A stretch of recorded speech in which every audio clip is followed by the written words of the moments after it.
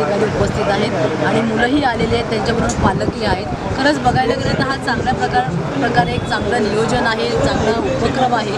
कारण 10वी-12वी नंतर काय करायचं हा पालकांना पण प्रश्न असतो आणि मुलांना पण असतो. मग त्याच्यासाठी छान असं मार्गदर्शन तुम्ही बघितलं असेल. 10 मिनटं जरी ऐकलं तरी त्याच्यामध्ये संपूर्ण अशी माहिती दिलेली आहे की काय करायचं आणि काय नाही करायचं. आता 10वी झाल्यानंतर सगळ्या पालकांना डोक्याला एकदम हे असतं की माझ्या मुलांनी काय केलं पाहिजे, इंजिनिअरिंग केलं पाहिजे, डॉक्टर केलं पाहिजे, टीचर केलं पाहिजे.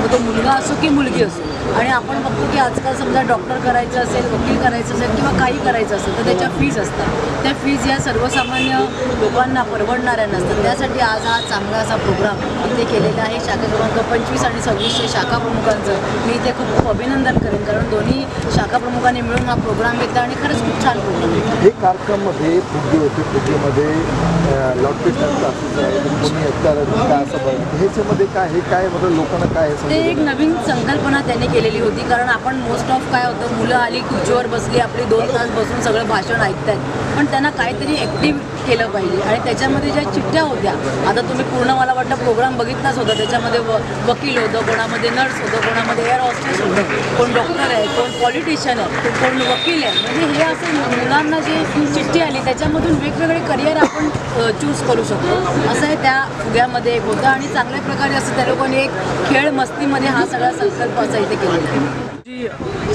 आपने शिक्षा को लेकर एक मुहिम चलाई है जहाँ पर आपका जो भी 10वीं 12वीं पास विद्यार्थी है उनको किस तरीके से कोर्सेज लेना चाहिए और समाज में आपका क्या योगदान हो, उस चीज़ का आपने कोर्स यहाँ पे रखा है, क्या कुछ कहना चाहेंगे इसको लेकर? सबसे पहले मैं आपको सभी लोगों को बताना चाहता हूँ कि हमारे युवा नेता आदित्य जी ठाकरे, इनके सोच से आज हमने विभाग क्रमांक 1 और मिलिंद जी साटम, इनके एक मार्गदर्शन के तले हमने यहाँ पे 10वीं 12वीं के बच्चे लोगों का कॅरियर गायडन्स, शिक्षणाचं त्यांना महत्त्व आणि शिक्षणानंतर त्यांचा 10वी 12वी नंतर काय करायचं आहे, कशा पद्धतीने आपल्याला कोर्सेस घ्यायचे आहेत किंवा कुठच्या ब्रांचमध्ये आपल्याला प्रवेश घ्यायचा आहे. तर या सगळ्या गोष्टीचं आम्ही एक आहे ना 25 आणि 26 शाखा प्रमुख महोदय आणि त्यांच्या पदाधिकाऱ्यांमार्फत एक संयुक्त आम्ही शैक्षणिक शिबिर इथे आयोजित करण्यात आलेलं आहे. शिबिराचं उद्देश एवढंच आहे की शिक्षणासाठी नेहमी शिवसेना मग उद्धव बाळासाहेब ठाकरे, आदित्यजी ठाकरे किंवा त्यांची संपूर्ण शिवसेना मग मुलांसाठी नेहमी अग्रेसर राहिलेली आहे. त्यांचे ॲडमिशन घेण्यासाठी आपण IASचे आपण कोर्सेस पण आपण शिवसेना भवनमध्ये आपण हे करतो. बाकी कुठचीही पार्टी, कुठचीही संघटना ह्या IAS कोर्ससाठी आहे ना अग्रण्य नाही, तेवढी शिवसेना आहे.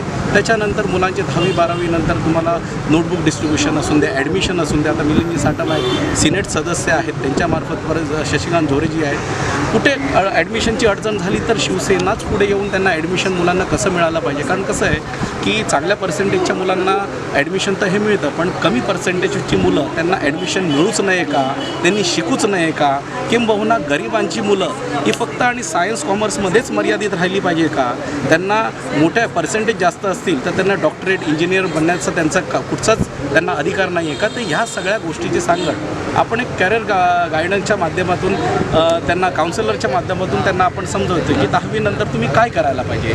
आमच्या वेळेला म्हणजे जवळजवळ 15-20 वर्षापूर्वी हा कॅरियर गायडन्स तेवढा लोकांमध्ये माहिती नव्हता किंबहुना होतच नव्हता. आणि त्याच्यामुळे आम्हाला काही 60-65% पडले तर आम्ही कॉमर्समध्ये घेत होतो, 75%च्या वरती असेल तर सायन्समध्ये घेत होतो. पण शेवटी परिस्थिती पण तुम्हाला आहे ना बघायला लागत होती. घरची परिस्थिती बेताची असेल तर सायन्सची फीस, सायन्सचे सगळे बाकीचं वार्षिक खर्च हा आम्हाला जमत नव्हता. शेवटी आम्ही कॉमर्स घेऊन आमचं तिथपर्यंत कॉमर्समध्ये लिमिटेड स्कोप असल्यामुळे आम्ही तिथपर्यंत मर्यादित राहिलो. पण सायन्समध्ये, इंजिनिअरिंगमध्ये, डॉक्टरेटमध्ये असे बहुतांश एवढे कोर्सेस आहेत. आणि मी मगाशी पण सांगितलं की जमिनीच्या तळापासून म्हणजे समुद्राच्या तळापासून ते आकाशापर्यंत जाईसपर्यंत एवढे कोर्सेस आलेले आहेत, नवीन नवीन कोर्सेस.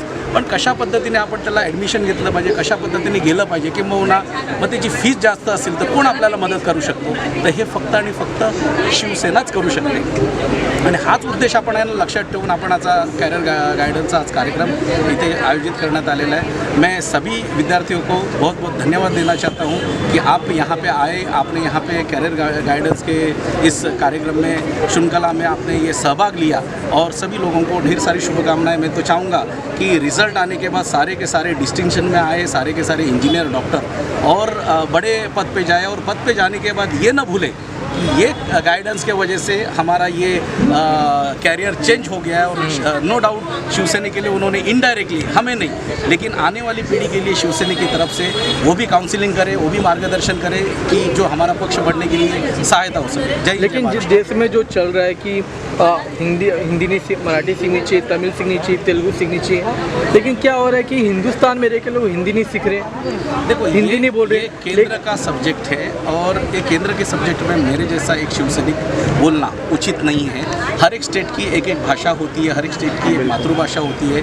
मातृभाषा कंपलसरी होनी चाहिए हर स्टेट के नहीं लिए। वो तो बिल्कुल। और ये दूसरी जो सब्जेक्ट है वो सेकेंडरी है, वो सेकेंडरी उनको आने चाहिए। नहीं, लेकिन अभी वो इम्प्लीमेंट वही फर्स्ट सर। से करना है, 5वीं से करना है, वो सरकार या फिर केंद्र सरकार उसको डिसाइड करेगी। आपकी बात बिल्कुल सही है, लेकिन अब लोग जो स्टूडेंट्स है, जो युवा है, वो AI छोड़कर अब भाषा की तरफ रुख करे या फिर चाइना से कंपटीशन करे। देखो मुझे इतना मालूम है कि हमें कौन सी भाषा सीखना, कौन सी नई भाषा सीखना, इससे ज़्यादा हमें 100% लिटरेट एजुकेट होना ये ज़रूरी है। हम भाषा प्रांत के अगर इसमें अगर फंस जाए, उलझे रहेंगे तो हम लोग जात और वाद से हम लोग आगे बढ़ ही नहीं रहे। हमको एजुकेशन में आगे बढ़ना है। तो ये जात पात का है ना, ये सब बाजू में रख के हमारे देश के लिए, हमारे महाराष्ट्र के लिए, हमारे मुंबई के लिए क्या योग्य है और क्या उसकी वजह से लोगों का, हमारे स्टूडेंट लोग का भला होने वाला है। आप तो ये मुझे एक बात बताओ, आपने ये सख्ती कर दी है कोई भी सब्जेक्ट के लिए, वो सख्ती के लिए आपने ये भी सख्ती कर दो कि वो लड़के को 100% जॉब देने की जिम्मेदारी ये शासन की है, ये भी सख्ती कर दो उसका। वो पेरेंट्स 100% वो भाषा को अपना लेगा, लेकिन आप भाषा अपनाने के लिए ज़बरदस्ती कर रहे हो, लेकिन उसको नौकरी देने के लिए उतनी ही ज़बरदस्ती केंद्र सरकार से, राज्य सरकार के मार्फत यहाँ पे होनी चाहिए। और वो होने के बाद स्टूडेंट लोग का देखो औदा एकदम बढ़ जाएगा, लेकिन उसके लिए कोई सोच ही नहीं रहा है। सिर्फ हम जात ये होनी चाहिए, हम ये भाषा आनी चाहिए, हर किसी को। देखो जो केंद्र का निर्णय रहेगा वो हमें मान्य रहेगा, लेकिन हमारा ये निजी मेरा ऐसा पर्सनल वक्तव्य है कि हर स्टेट की एक भाषा होती है, वो भाषा का प्रावधान पहला होना चाहिए, फिर बाद में सेकेंडरी जिसका ऑप्शन है, थर्डरी जिसका ऑप्शन है, ये होना चाहिए बस। जी, और एक आगे सवाल आपसे कि काफ़ी हवा चल रहा है कि उद्धव साहब राज ठाकरे के साथ काम करेंगे, उनके भाषा विवाद को लेकर वो भी आगे उसी तरीके से मराठी मानस वाली मुद्दा उठाएंगे, भाषा को लेकर उठाएंगे। क्या लगता है ये है सही या असत्य है? देखो कल हमने ये चीज़ टीवी चैनल के माध्यम से हम भी देख रहे थे, लेकिन हालांकि उद्धव साहब जो हमारे डिसिजन लेंगे वो हमारे लिए सर आखों पे रहेगा। ते जे पण डिसिजन घेतील ते आमच्यासाठी योग्य असेल। त्यांनी युती केली काही तरी आम्हाला खूपच चांगलं आहे, आणि नाही केली तरी शेवटी आम्ही शिवसैनिक आहेत, आम्हाला शेवटी लढायचंच आहे। जो रणभूमि में आते हैं तो हमारे साथ बाकी के सैनिक आ गए तो हम जोर से लड़ेंगे, नहीं आएंगे तो भी हम लोग लास्ट दम तक लड़ते रहेंगे। ये हमारी शिवसेना की भूमिका है। और हमारा जो भी डिसीजन है ये हम लोग कार्यकर्ता, उपनेते, नेते हम लोग नहीं लेते, ये पक्ष प्रमुख उद्धव जी ठाकरे ये लेंगे। उनका आदेश हमारे लिए सर आंखों पे, हम आदेश पे चलने वाले शिवसैनिक हैं। ठीक है।